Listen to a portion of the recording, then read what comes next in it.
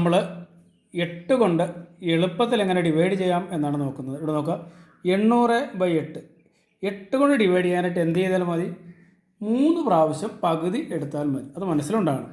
അതായത് 800ൻ്റെ പകുതി നമുക്ക് 400 കിട്ടി, 400ൻ്റെ പകുതി നമുക്ക് 200 കിട്ടി, 200ൻ്റെ പകുതി 100. അതായത് 100ആണ് നമ്മുടെ ആൻസർ. 800/8 എന്ന് പറയുന്നത് 100ആണ്. അല്ലെങ്കിൽ ഇങ്ങനെ ചെയ്യാം, ഈ 8നെയും 8നെയും കൂടെ ഡിവൈഡ് ചെയ്യാം. 8 ഒരു പ്രാവശ്യം, 8 ഒരു പ്രാവശ്യം, അതായത് 1 0 0, അങ്ങനെ നമുക്ക് 100 കിട്ടും. ഓക്കെ, ഇനി 200/8 എന്ത് ചെയ്യണം? 3 പ്രാവശ്യം പകുതി കാണണം. 200ൻ്റെ പകുതി 100, 100ൻ്റെ പകുതി 50, 50ൻ്റെ പകുതി 25. നമ്മുടെ ആൻസർ 25 ആണ്. 3 പ്രാവശ്യം നമ്മൾ പകുതി കണ്ടു.